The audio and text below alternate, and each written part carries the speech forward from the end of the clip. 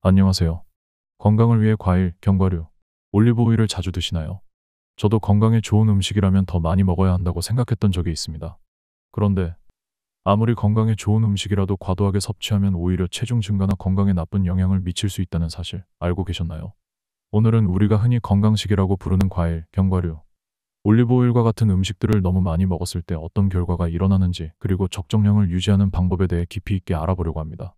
이 영상을 끝까지 보시면 더 건강하게, 그리고 체중을 유지하며 건강식을 즐길 수 있는 방법을 알게 될 거예요.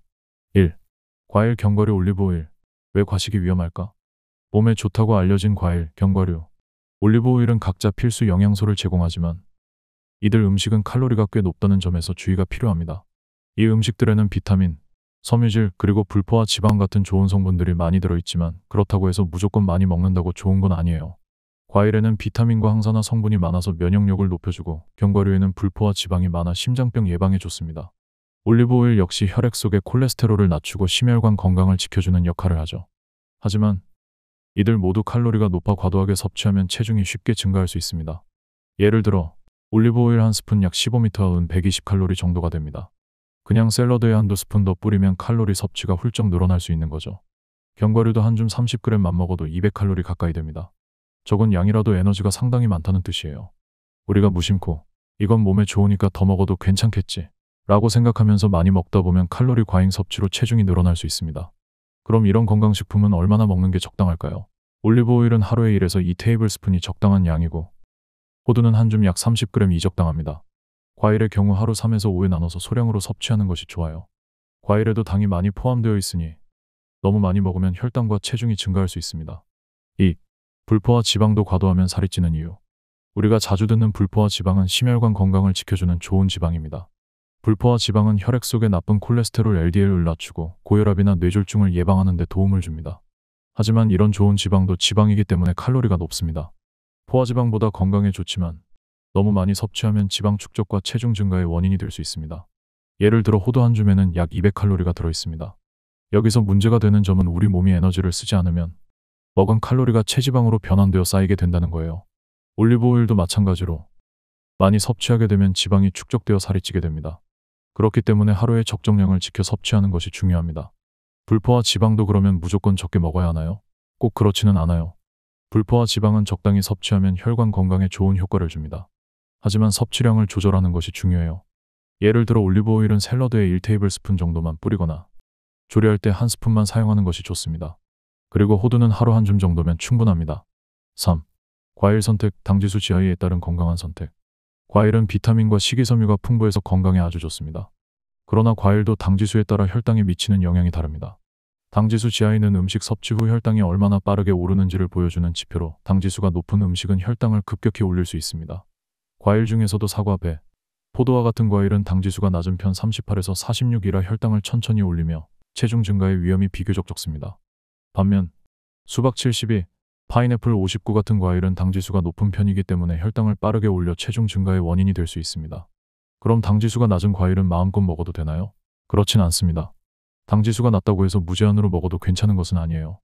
과일에는 자연 당분이 포함되어 있어 적정량을 지켜 섭취하는 것이 중요합니다. 당지수가 낮은 과일이라도 하루에 2에서 3회 정도로 나눠 소량씩 섭취하는 것이 좋습니다. 과일을 선택할 때는 당지수가 낮은 과일을 우선으로 하고, 당지수가 높은 과일은 소량으로 조절해가며 섭취하는 것이 혈당 관리와 체중 유지에 도움을 줄 수 있습니다. 4. 탄수화물과 단백질을 곁들이면 혈당 관리에 효과적 해소. 단백질과 함께 탄수화물을 섭취하는 것은 혈당 조절에 매우 중요한 역할을 합니다. 탄수화물만 섭취할 때는 혈당이 빠르게 상승하지만 단백질과 같이 섭취하면 소화 속도가 느려져 혈당이 천천히 오르기 때문입니다. 이로 인해 인슐린 분비가 안정적으로 이루어지며 급격한 혈당 변동으로 인한 지방 축적도 막을 수 있습니다.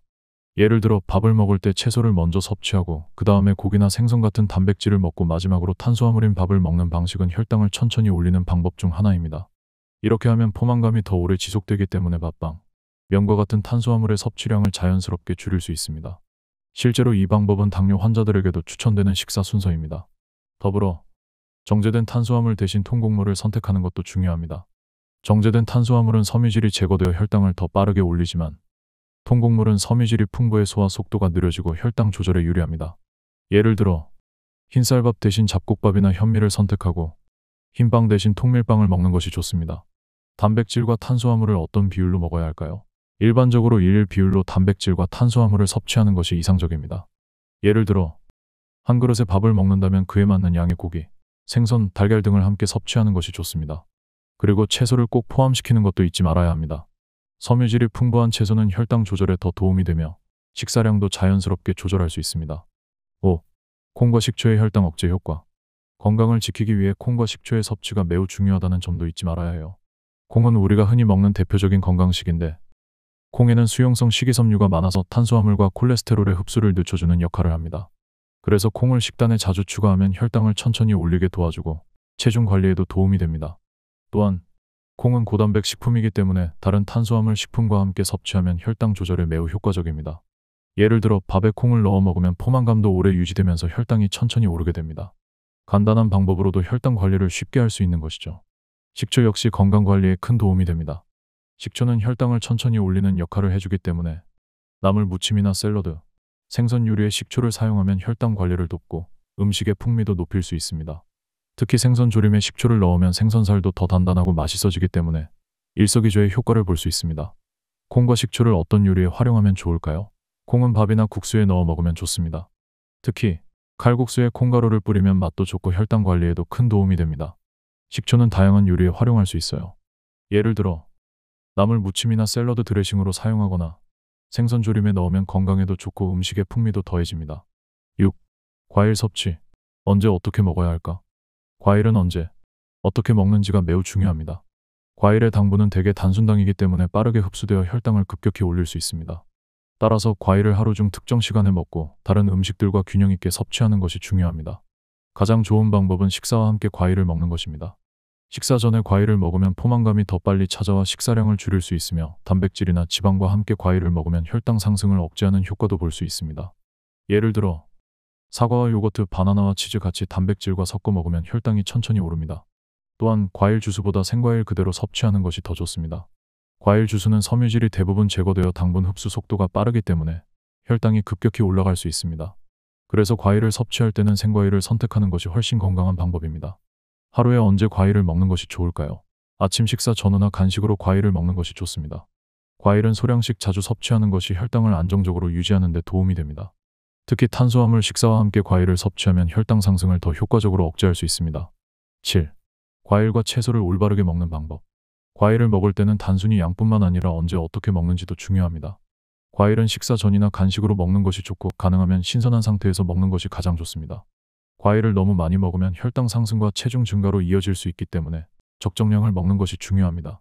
또한 과일을 섭취할 때는 단백질과 지방이 포함된 음식을 함께 먹는 것이 혈당을 안정적으로 유지하는 데 도움이 됩니다. 예를 들어 사과를 먹을 때 치즈나 요거트를 함께 먹으면 혈당이 천천히 올라가고 과일만 먹었을 때보다 더 오래 포만감을 느낄 수 있습니다.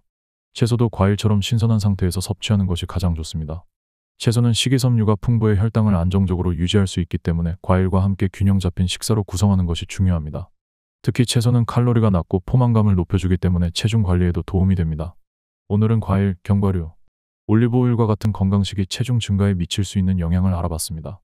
건강에 좋은 음식이라도 적정량을 유지하는 것이 중요하며 무조건 많이 먹으면 오히려 체중이 증가할 수 있다는 사실을 기억해 주세요. 탄수화물과 단백질의 균형, 당지수가 낮은 과일 선택, 그리고 적정량의 건강식 섭취가 체중 관리와 건강 유지에 중요한 역할을 합니다. 혹시 궁금한 점이 있거나 더 알고 싶은 내용이 있으시면 댓글로 남겨주세요. 그리고 이 영상이 유익하셨다면 구독과 좋아요 부탁드립니다.